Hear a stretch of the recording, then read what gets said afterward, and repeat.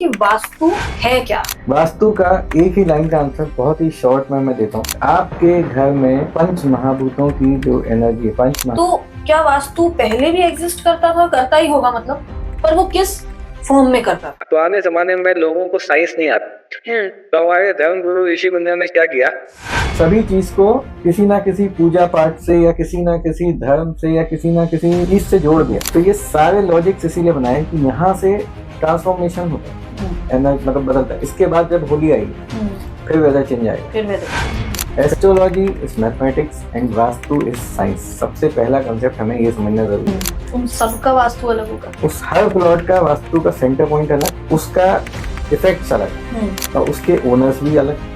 तो वास्तु डिपेंड करता है, वास्तु मतलब वस प्लस अस्तु, किसी भी ऐसी वस्तु जिसकी मर्यादा हो, जिसकी बाउंड्री हो, वो होता है वास्तु। हेलो एवरीवन, कैसे हैं आप सभी लोग? होप करती हूँ आप सब अच्छे होंगे।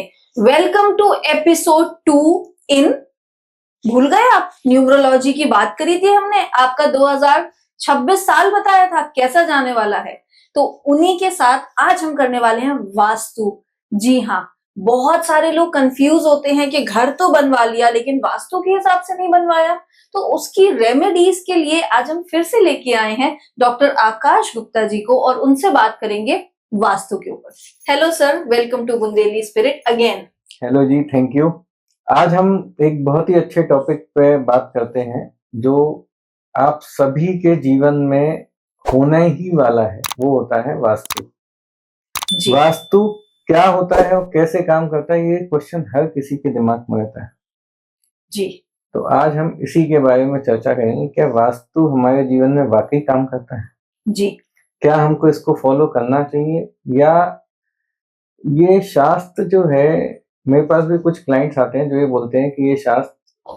चलिए सबसे पहले इजी सवाल से शुरू करते हैं कि वास्तु है क्या? जी बिल्कुल, आपने बहुत ही अच्छा सवाल पूछा है कि वास्तु क्या है। जी। वास्तु का एक ही लाइन का आंसर बहुत ही शॉर्ट में मैं देता हूँ। Balance of energy is called vastu. Balance of energy is called vastu. जी। आपके घर में पंच महाभूतों की जो एनर्जी है, पंच महाभूत मतलब जल, पृथ्वी, वायु, अग्नि, आकाश, इन पंच महाभूत जिससे हमारा शरीर बना, जिसकी वजह से पूरा संसार चलता है, उसकी एनर्जी हमारे घर में बैलेंस होती है, जो हमारी एनर्जी के साथ कंबाइंड होके हमको जो फल देती है, that energy is called vastu. उसको हम बैलेंस करते हैं, वो होती है वास्तु। अब बात करते हैं कि वास्तु शास्त्र क्या है। आप जिस घर में रहते हैं उस घर को हम घर की जगह वास्तु भी बोल सकते हैं कि ये हमारी वास्तु है, हम इस घर में रहते हैं, ठीक। लेकिन वास्तु शास्त्र क्या है? शास्त्र में उस घर को बनाने के नियम लिखे गए कि ये घर कैसा हो कि आपको फायदा करे। देखिए, न्यूमरोलॉजी, एस्ट्रोलॉजी, वास्तु, इन सब में कुछ कुछ डिफरेंस है और इस सारे शास्त्र क्यों बनाए गए हैं, मेरा अपना मानना ये है पर्सनली, और मैं लोगों को सबको यही कहता हूँ, परेशानी ही आविष्कार की जननी जी। किसी को किसी टाइम पे कुछ डिफिकल्टी आई होगी तो उन्होंने एक नए शास्त्र की रचना की। हमारे ऋषि मुनियों ने हजारों साल पहले वास्तु के कंसेप्ट्स लिख के गए, पर आज जब हम उस कंसेप्ट्स को देखते हैं या जानते हैं या फॉलो करते हैं तो हमें पता चलता है कि हजारों साल पहले वो इतने ज्यादा साइंटिफिक तरीके से कैसे बना गए, लेकिन जो ये बना गए आज भी आपको वही रूल्स मिलते हैं। तो उसी से रिलेटेड, मतलब जैसा कि अभी आपने थोड़ी देर पहले बोला था कि ये 20 साल से ज्यादा चलन हो गया है कि वास्तु हम दिखवाते हैं, तो क्या वास्तु पहले भी एग्जिस्ट करता था? करता ही होगा मतलब, पर वो किस फॉर्म में करता था? देखिए, हमारे जो बड़े बुजुर्ग थे वो हमसे ज्यादा टेक्निकल थे और उनको पुराने जमाने में लोगों को साइंस नहीं आती थी। तो हमारे धर्म गुरु ऋषि मुनियों ने क्या किया, सभी चीज को किसी ना किसी पूजा पाठ से या किसी ना किसी धर्म से या किसी ना किसी चीज से जोड़ दिया। लाइक फॉर एन एग्जाम्पल, आप ये सोचिए कि जब अपने व्रत और त्योहार जो आते हैं हमारे, वो कब आते हैं? जब सीजन का चेंज होता है, ट्रांसफॉर्मेशन होता है। लाइक अभी दिवाली गई, दिवाली के बाद एकादशी गई, जी। एकादशी के बाद एकदम से वेदर चेंज हो जाता है। देव ठान बोलते हैं ना, देव उठ गए सो के। जी। ठीक है, अभी तक देव सो रहे थे, जैसे ही सर्दियां आई देव उठ गए, इस टाइम शादियां शुरू हो जाती। तो ये सारे लॉजिक्स इसीलिए बनाए कि यहाँ से ट्रांसफॉर्मेशन होता है, एनर्जी मतलब बदलता है। इसके बाद जब होली आएगी फिर वेदर चेंज आएगा, फिर नवरात्रि, जैसे ही चैत नवरात्रि आएगी फिर वेदर का चेंज आएगा। तो जितने व्रत त्योहार पड़ते हैं उस वेदर के हिसाब से बनाए गए हैं ये साइंस। ऐसे ही वास्तु की science is nature with science, astrology is mathematics and vastu is science. सबसे पहला कंसेप्ट हमें ये समझना जरूरी है। अब कैसे साइंस कैसे है वास्तु? देखिए, एक शीशा है मिरर, वो बड़े साइज का शीशा है, तो उसका एक सेंटर पॉइंट है। अब हम उस शीशे के टुकड़े कर देते हैं, मान लीजिए शीशे के 100 टुकड़े हो गए, तो क्या अभी उसका सेंटर पॉइंट एक होगा क्या? नहीं, हर टुकड़े का एक अलग सेंटर पॉइंट, हर टुकड़े को अलग एंगल से टूटेगा। ऐसा तो नहीं कि आप तोड़ोगे तो सब स्क्वायर टूटेंगे, कोई कैसा टूटेगा, सबका अलग, तो उसका अलग सेंटर पॉइंट होगा, उसका अलग शेप होगा। वास्तु भी ऐसा ही है। मतलब एक अगर बड़ा बिल्डर है, उसने बड़ा लैंड लिया तो उसका सेंटर पॉइंट एक है, लेकिन अब उस बिल्डर ने उस लैंड में 100 प्लॉट निकाल दिए, उन सबका वास्तु अलग होगा, उस हर प्लॉट का वास्तु का सेंटर पॉइंट अलग, उसका इफेक्ट्स अलग, और उसके ओनर्स भी अलग। ठीक है, तो वास्तु डिपेंड करता है, वास्तु मतलब वस प्लस अस्तु, किसी भी ऐसी वस्तु जिसकी मर्यादा हो, जिसकी बाउंड्री हो, वो होता है वास्तु।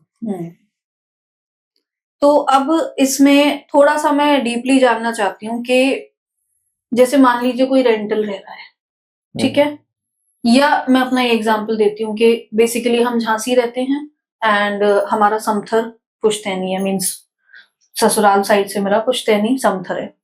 तो समथर हमारा घर हुआ, रहते हम झांसी हैं एंड हमारा एक घर ग्वालियर है। तो अगर हमें वास्तु के लिए गाइड किया जाए या हमें बोला जाए कि आप वास्तु ठीक कराएं, तो हम किस घर का महत्व ज्यादा मानेंगे? देखिए, जहां पे आप रहते हैं, भले ही वो रेंटल है, वहां की एनर्जीज आपको सबसे ज्यादा इफेक्ट करेंगी। ठीक है।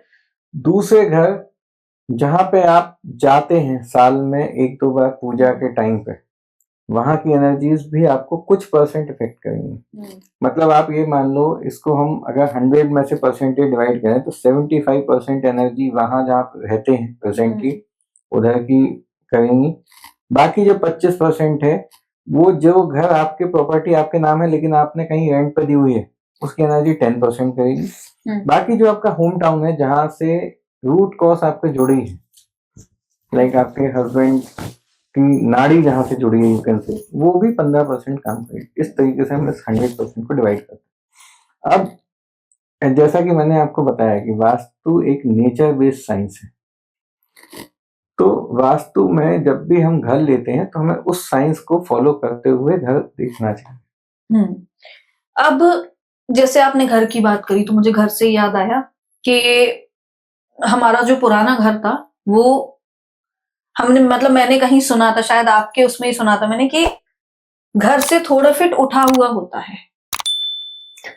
देखिए, तो उसका लॉजिक है जैसे कि आपने अभी कुछ समय पहले बोला कि वास्तु अभी 20 साल से शुरू हुआ है या काफी हजारों साल पुराना शास्त्र। वास्तु हिंदुस्तान का सदियों पुराना, हजारों साल पुराना शास्त्र है। इसके दो मुख्य कर्ता थे, दो मुख्य लेखक थे, एक विश्वकर्मा और एक राजा मय। विश्वकर्मा ने लिखी विश्वकर्म प्रकाश, एक वास्तु का ओरिजिनल टेक्स्ट है, और राजा मय ने लिखी मयमतम। मयमतम ज्यादातर यूज होती है सदर्न पार्ट ऑफ इंडिया में, और नॉर्दर्न पार्ट ऑफ इंडिया में यूज होती है जो विश्वकर्मा जी ने लिखी है जी, मानसारम, वो। ठीक है, अब इन दोनों में फर्क क्या है? देखिए, साउथ इंडिया में आप जैसे जैसे जाएंगे आगे तो वहां पे सी बेल्ट ज्यादा है, लाइक केरल, गुजरात, बॉम्बे, पूरा सी है। ठीक है, लेकिन पैसा भी वहीं ज्यादा है। नॉर्दर्न साइड में आप जाएंगे तो यहाँ पावर ज्यादा है। दिल्ली में जितने राजनेता हैं, मंत्री संतरी, सब दिल्ली में रहते हैं, लेकिन जितने पैसे वाले हैं सब मुंबई में रहते हैं। ऐसा क्यों? अभी मैंने आपको बताया, जहाँ पानी है वहां पैसा है। अच्छा, सिंपल लॉजिक। ड्रग जहाँ है वहां पैसा है। इसीलिए हम वास्तु में बोलते हैं कि यदि आपका नॉर्थ ईस्ट अच्छा है, वहां फ्लोइंग वाटर है, तो पैसे की एनर्जी को बढ़ाता है, आवक बढ़ाता है। स्टेबिलिटी इज डिफरेंट थिंग, आना इज डिफरेंट थिंग। वास्तु में हर चीज का एक जोन है, ठीक है। अब जो आपका सवाल था जी कि हम फ्लैट में रहते हैं, तो हम कौन सी एनर्जी हमको ज्यादा इम्पेक्ट करेगी और क्यों, ठीक। देखिए, उस फ्लैट के चारों तरफ कुछ ना कुछ बना होगा, बिल्कुल, ठीक है। मान लीजिए आप फ्लैट स्कीम में रहते हैं, उसके ऑल 4 साइड्स ओपन है, ये जरूरी नहीं, हो सकता है बगल में दूसरी बिल्डिंग हो। अब वो दूसरी बिल्डिंग कौन से डायरेक्शन पे होती है, वो डायरेक्शन बहुत इंपॉर्टेंट है, बहुत इम्पेक्ट करता है। मान लीजिए आपके घर का ईस्ट बंद है, अब सबको पता है कि सूरज पूरब से ही निकलता है और पश्चिम में डूबता है, लेकिन इंक्लाइंड रहता है साउथ की तरफ। आपने पढ़ा होगा कि पृथ्वी अपने अंश पे 22.5 डिग्री झुकी हुई जी। तो सूरज जब पूरब से पश्चिम जाता है तो टिल्ट होता है थोड़ा साउथ की तरफ, इसीलिए साउथ जोन ज्यादा गर्म होती है कंपेयर टू नॉर्थ। तो जब सूरज पूरब से पश्चिम की ओर जाता है तो दक्षिण दिशा ज्यादा गर्म होती है, उत्तर ठंडी होती है। पूरब दिशा में सुबह अल्ट्रावायलेट रेज आती है, पश्चिम में जाते जाते वो इंफ्रारेड रेज में कन्वर्ट हो जाती है। क्योंकि देखिए, मैं खुद एक सिविल इंजीनियर हूँ, वास्तु पंडित हूँ, वास्तु में मैंने बुक्स भी लिखी हैं, बहुत सारे रिसर्च भी की है मैंने वास्तु में मैंने पीएचडी भी की है, पेपर भी सबमिट किया, सब कुछ किया है। तो after all the conclusions I came to know कि हमारे पूर्वज जो हैं वो हमसे बहुत ज्यादा ज्ञानी थे। उन्होंने एक चीज का बेसिक कंसेप्ट रखा था, जो आपने पूछा भी कि पुराने घर थोड़े ऊंचे क्यों होते। वास्तु का पहला नियम, आदमी अपनी ऊंचाई के बराबर यदि वहां से गड्ढा खोद के वो मिट्टी निकाल के फ्रेश मिट्टी डाले, साफ सुथरी, किसी मतलब गंदी जगह की नहीं, साफ जगह की, तो वहां की भूमि दोष खत्म हो जाते हैं। भूमि दोष जमीन के अंदर, मान लीजिए क्या होता है, अपन किसी से कोई जमीन खरीदे तो वहां पे कोई जानवर की हड्डी डली हो, कुत्ता कहीं से ले आया हो, डाल दी, मतलब छोड़ गया हो, या सांप की बामी बनी हो, या पेड़ का ठूटा बचा हो, पेड़ कट गया हो, तो ये सब चीजें समय के साथ में नेगेटिव एनर्जीज देती हैं। अब जैसा कि आप जानते हैं, झांसी में या हिंदुस्तान के हर शहर में जहाँ किले हैं और जहाँ पे लड़ाई हुई है ब्रिटिशर्स के साथ, वहां पे हजारों लोगों की मौत हुई। अब उन हजारों लोगों को कोई जलाया दफनाया, ऐसा कहीं कोई रिकॉर्ड मिलता है आपको?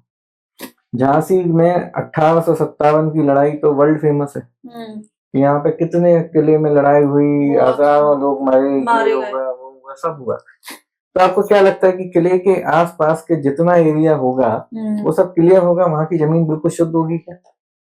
कहीं कोई एनर्जी तो बच गई होगी, जो इतने सालों बाद जमीन में दब के मिट्टी में आदमी मिल गया, हड्डी खत्म हो गई, वो मान लिया, लेकिन कहीं कोई पेड़ का टूटा, कोई एनर्जी, कोई जानवर की हड्डी, कुछ तो बचा होगा ना जमीन में। अब क्या होता है, मेरे कुछ ऐसे क्लाइंट्स हैं जिन्होंने बेसमेंट खोदा। अच्छा, बेसमेंट, जी ठीक है। बेसमेंट खोदते टाइम आपको क्या करना है, 20 फीट नीचे जाना पड़ता है, क्योंकि पहले आप 10 फीट का बेसमेंट बनाओगे, उसके बाद कॉलम्स के लिए और 10 फीट खोदते हो, तो आप रोड लेवल से 20 फीट नीचे जाते हो। या अपार्टमेंट से आप देखते हो कई बार डबल पार्किंग बना देते हैं, तो वो 30-40 फीट नीचे जाते हैं जमीन। अब मान लीजिए आज से 100-200 साल पहले लड़ाई हुई, तो आप कितने फीट एक्सपेक्ट करते हैं कि मिट्टी भर जाएगी लेयर? 20 फीट बस। लेकिन आप खोदे कितना फीट? 30 फीट। 30 फीट। मतलब आपने उन चीजों को छेड़ दिया जो 200 साल पहले जमीन में दब गई थी, और फिर आप बोलते हैं कि जी हमें पता नहीं, जब से हम इस घर में रह रहे हैं तब से हम परेशान हैं, जब से हमने ये किया है तब से ऐसा हुआ है। ये जो एनर्जी है जो विजिबल नेकेड आइज से नहीं होती है, ये भी हमको बहुत इम्पेक्ट करते हैं। इसीलिए वास्तु का कंसेप्ट आया। सूर्य जब फुल अपने पराक्रम पे होता है, मतलब जब उदय होता है तो सारी नेगेटिव एनर्जीज भाग जाती है। आपने कभी भी सुना होगा कि नेगेटिव एनर्जीज रात में इम्पेक्ट करती हैं लोगों को, दिन में नहीं करती। क्यों ऐसा? क्योंकि सूर्य में वो पावर है, उसकी रोशनी, वो शक्ति है कि सब नेगेटिव चीजें भाग जाती हैं। जी। यही कंसेप्ट वास्तु के लिए इम्पोर्टेंट है, यही साइंस इम्पोर्टेंट है। जैसा कि हम बात कर रहे थे, अब आपकी फ्लैट के लिए अगर आपका ईस्ट खुला है तो आप बहुत हेल्दी रहेंगे, आपकी निरोगी काया रहेगी, सब कुछ रहेगा। लेकिन यदि ईस्ट बंद है और ईस्ट में टॉयलेट है तो फिर आपकी संतान सुख में बाधा आएगी, मतलब आपकी संतान होगी किसी ना किसी तरीके से, आप उसकी वजह से परेशान रहेंगे या आपको हेल्थ इश्यूज हो जाएंगे। तो इस तरीके से वास्तु की हर डायरेक्शन के कंसेप्ट हैं। तो अब बात कर रहे थे अपन कि घर कुछ फीट ऊंचा बनता है, और एक जो नॉर्मल मैंने अपने घर में भी देखा है, तुलसी जी का एक पौधा जरूर, मतलब एक प्रॉपर एक बिल्कुल सही बात बोली आपने। होता था। क्यों? ये वास्तु का दूसरा नियम है जो मोस्ट इम्पोर्टेंट है। पहले तो हम उस बात को खत्म करते हैं कि आपने ने खोदा उसको और उसके ऊपर अपन ने बनाया, तो उससे क्या हुआ, अपनी नेगेटिव चीजें, भूमि दोष खत्म हो ठीक है। दूसरा कंसेप्ट, पुराने जितने घर होंगे जो 90-100 साल पुराने होंगे जी, उन सबके घर के सेंटर में एक आंगन होता था, कोर्टयार्ड, हाँ, जिसको हम वास्तु में ब्रह्म स्थान बोलते हैं। ब्रह्म स्थान, ठीक है, सेंटर ऑफ द हाउस। उस सेंटर में वो तुलसी जी का एक तुलसी घर बना के उसमें तुलसी का पौधा लगा देते थे। रोज सुबह उसमें जल डलता था तुलसी जी में, और वो शाम को वहां दिया लगता था। ठीक है, अब इसके पीछे ये नॉर्मल रिचुअल्स है। जैसा कि मैंने आपको अभी बोला कि पुराने लोगों को साइंस नहीं आती थी, लेकिन हमारे धर्म गुरु और हमारे जो ऋषि मुनि थे बहुत ज्ञानी थे। उन्होंने कहा कुछ ऐसा रिचुअल बनाओ कि आदमी को ये करना ही पड़े रोज। तो उन्होंने कहा जी आप तुलसी जी पर दिया लगाओ, तुलसी जी आपसे खुश हो जाएंगी और भगवान विष्णु खुश होंगे, आपको आशीर्वाद देंगे। ये धर्म है, हम धर्म को डिनाई नहीं कर रहे, लेकिन लॉजिक सुनो उसके पीछे की, साइंस सुनो। देखिए, एज आई टोल्ड यू, मैं एक इंजीनियर हूँ, साइंटिफिक कंसेप्ट मुझे अब तक समझ में नहीं आते, तब तक मैं भी वास्तु फॉलो नहीं करता। उसके पीछे की साइंस क्या है, जब सूरज बीच में आएगा सेंटर ऊपर, तो उसकी रोशनी सीधे यहाँ पड़ेगी और वो घर के सभी डायरेक्शंस में रोटेट होगी, वो एनर्जीज जाएंगी, उसकी लाइट जाएगी, एयर भी रोटेट होगी, घूमेगी उस आंगन की वजह से। अब यदि उस घर में कोई नेगेटिव एनर्जी हुई तो तुलसी जी की जो स्मेल है, जो एनर्जीज है, खुशबू है, वो उसको डिस्ट्रॉय कर देगी, नेगेटिव एनर्जी को। अच्छा। और गलती से, जैसे अमावस की रात है या पूर्णिमा की रात है, जिसको या दोज में बोलते हैं, ऐसे में जब जहां पे नेगेटिव एनर्जीज अपने फुल पावर में होती हैं, उस टाइम पे यदि घर के सेंटर में आंगन में अग्नि प्रज्वलित है, दिया मतलब अग्नि जी, अग्नि प्रज्वलित है, तो ये नेगेटिव एनर्जीज उस जगह से कोसों दूर रहती है। एक तो तुलसी जी पहले ही पवित्र, ऊपर से अग्नि, तो डबल एनर्जी होगी। देखो, किसी भी कंसेप्ट में जब भी आप पूजा करते हैं, सबसे इंपॉर्टेंट होती अग्नि। आप हवन करेंगे, अग्नि का पूजन होता है अलग से, भगवान की पूजा करेंगे, अगरबत्ती दिया सबसे पहले जलाया जाता है, मंत्र उसके बाद में पड़ेगा। क्यों? क्योंकि अग्नि इज द प्योरेस्ट फॉर्म, अग्नि से ज्यादा शुद्ध कुछ नहीं। जल भी दूषित है, लेकिन अग्नि सबसे पवित्र है। तो अग्नि आपकी भावनाओं को ईश्वर तक सबसे जल्दी ले जाती है, कनेक्शन सबसे जल्दी अग्नि का होता है, इसलिए सबसे पहले दिया प्रज्वलित होता है। तो पुराने हमारे जो लोग थे, उनको ये दोनों कंसेप्ट हमसे ज्यादा पता थे और फॉलो करते थे, बिल्कुल। अब मैं आपसे, जैसे आप वास्तु दोष भी दूर करते हैं, तो मैं आपसे ऐसे ही जानना चाहती हूँ कि कुछ ऐसा किस्सा जो आपको लगता है कि आप हमारे साथ शेयर कर सकते हैं, जिसमें आप, मतलब वास्तु सच में महत्वपूर्ण है ये साबित हो, और हमको एक एग्जाम्पल मिले बस। देखिए, ऐसे मेरी लाइफ में कई सारे क्लाइंट्स आए, कई सारे किस्से हैं मेरे पास ये आपको बताने के लिए। जो आपको तो सबसे यादगार हो वाला। हमारे तो सारे किस्से यादगार हैं, क्योंकि वास्तु में जब भी हम करने जाते हैं तो कुछ नया ही समझ में आता है, जी। कुछ नया ही दिखता है। देखिए, अब हम इंडिविजुअल को छोड़ के हम बात करते हैं भारत के संसद भवन की। संसद भवन ब्रिटिशर्स ने बनाया था, मतलब सर्कल में था, ठीक है। जब तक संसद भवन सर्कल में था, इंडिया की प्रोग्रेस कैसी थी? सर्कल्स में। हम अपने ही जीवन में गोल गोल गोल गोल गोल गोल उलझ के रह जाते थे। हम कभी $1 ट्रिलियन की इकोनॉमी बने ही नहीं। लेकिन जैसे ही हमने संसद भवन नया बनाया, हम सब बैठना वहां पे शुरू किए, तो हम कहाँ पहुंच गए? ये मैं नहीं बोलता, ये गूगल पे आप खुद पढ़ सकते हैं कि क्या इफेक्ट आया। आपके सामने, पूरे संसार के सामने है ये इफेक्ट। तो वास्तु का इससे बड़ा इफेक्ट आपको क्या मिलेगा? ऐसे ही आपको, ये तो मैंने बड़ी चीज बोल दी आपको। अब आप सिर्फ एक सवाल का जवाब है जो बहुत लोगों ने कभी सोचा नहीं, पर मैंने चूंकि उस पर रिसर्च की है, थीसिस भी की है, तो इसलिए मैं आपको ये सवाल पूछता हूँ। Why Delhi is a capital of India since Mahabharata काल? इंद्रप्रस्थ, भगवान श्री कृष्ण ने पांडवों की राजधानी दिल्ली को बनाया, इंद्रप्रस्थ, ठीक है।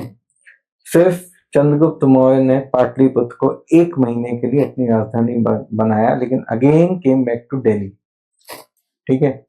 तो Delhi is a capital of India since Mahabharata काल, ठीक है। और वहां पर रह के राज पूरे हिंदुस्तान पे एक छत राज्य करता है, जो भी करता है। आज हमारे प्राइम मिनिस्टर भी दिल्ली में रहते हैं, ठीक है। बट वेल्थ कैपिटल कौन सी है? मुंबई। वाई? भाई ये सारे राजनेता मुंबई में भी रह सकते हैं ना, दिल्ली में रहने की क्या जरूरत है? इनको क्या कमी है? गवर्नमेंट के पास पैसा कम थोड़ी है, वो मुंबई में भी दूसरा संसद भवन बना सकते हैं, लेकिन दिल्ली में ऐसा क्या खास है? अब सोचिए, भगवान श्री कृष्ण ने उस टाइम पे जो एनालिसिस करके पूरे हिंदुस्तान में सिर्फ दिल्ली को चुना एक छत राज्य के लिए, जबकि खुद जाके द्वारकाधीश में बैठे, वहां के राजा बने द्वारका। तो ऐसा क्या खास है दिल्ली की मिट्टी में?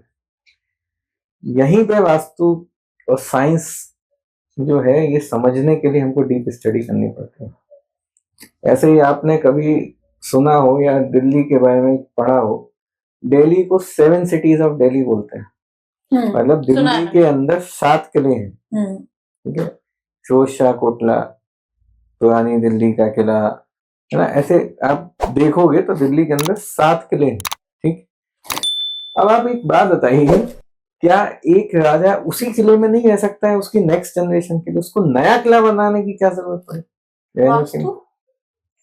यही तो मेरा सवाल है कि ऐसा क्या जरूरत पड़ी उसको कि उसने एक नया किला बनाया। और लाल किला, लाल किला तो लाल पत्थर का बना हुआ है, उसमें 2 ही पत्थर के यूज हुए, रेड एंड व्हाइट, तीसरा पत्थर यूज नहीं हुआ। लेकिन लाल किले पे रह के जिसने राज किया, उसने पूरे हिंदुस्तान पे एक छत राज किया। अब कुछ लोगों ने मुझे पूछा कि सर आप ये बताओ, आप बोले एक छत राज किया, फिर बहादुर शाह जफर क्यों हारे? इसके पीछे की भी एक साइंस है। यमुना नदी लाल किले के नॉर्थ ईस्ट से होके बहती थी अंदर से। हाँ। लेकिन दिल्ली में जिस टाइम बहादुर शाह जफर का राज था, उसके कुछ साल पहले दिल्ली में एक भूकंप आया था, जो यमुना नदी वहां से 1.5 किलोमीटर दूर चली, ओके। भूकंप की वजह से। उसके बाद ही बहादुर शाह जफर हारे, उसके पहले नहीं हारे कभी। मैंने अभी आपको कुछ देर पहले क्या बोला? यदि नॉर्थ ईस्ट एक्टिव है, फ्लो ऑफ वाटर अधिक है, तो आपके पास पावर और पैसा दोनों बना रहे। अब आप हिस्ट्री पीछे पढ़ लीजिए, गूगल कर लीजिए। अभी आपने सुना होगा पिछले साल दिल्ली में एक बाढ़ आई, वो पुल डूब गया पूरा किले के पास का, लाल किले के पास का जी। तो यमुना नदी वहां तक थी पहले, किले के अंदर तक। वही एक्चुअल यमुना की बेल्ट थी, जो कि पीछे चली गई। तो वास्तु इतना गहन शास्त्र है कि इसमें बात करने में तो हम कब तक जाएंगे, कितना डीप जाएंगे। ये बहुत, देखिए वास्तु में क्या होता है, बहुत सारी चीजें, एस्ट्रोलॉजी, न्यूमरोलॉजी, साइंस, मैथ्स, सब कुछ इंक्लूड होता है। आयुर्वेद के कंसेप्ट्स भी इसमें इंक्लूडेड है। वास्तु एक बहुत वास्ट साइंस है, इसमें तंत्र मंत्र मतलब vastu you can say complete occult science.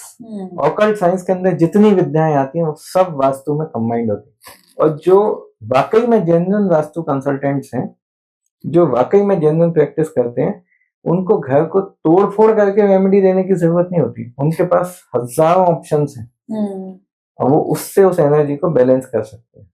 जैसे कि मैंने आपको अभी बताया कि आपके घर का ईस्ट बंद है मान लीजिए, या आप ऐसे मान लीजिए आप पुराने शहर में रहते हैं और आपकी 3 साइड बंद है, एक ही साइड खुली है, ठीक।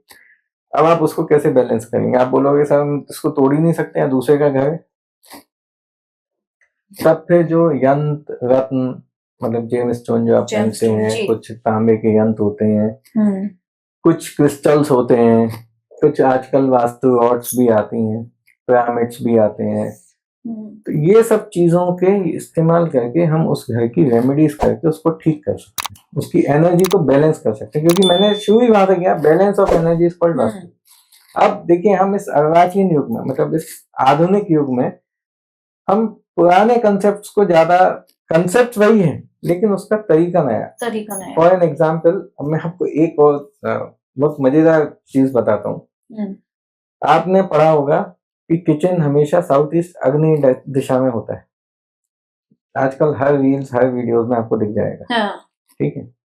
साउथ ईस्ट में किचन बनाना बहुत शुभ होता है, ठीक। अब आप मुझे सिर्फ एक बात का जवाब दीजिए, क्या आज से 100 साल पहले आरओ था क्या घर में लोगों के? नहीं।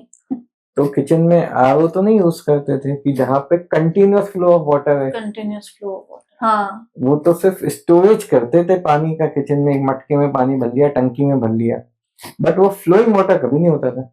आज के किचन में 100 में से 100 किचन में आरओ लगे और फ्लो ऑफ वाटर रेगुलर है। आरओ तो 1 लीटर पानी निकाल दो वो करता है और 7 लीटर वेस्ट करता है। 1:7 का रेशियो है ना आरओ में।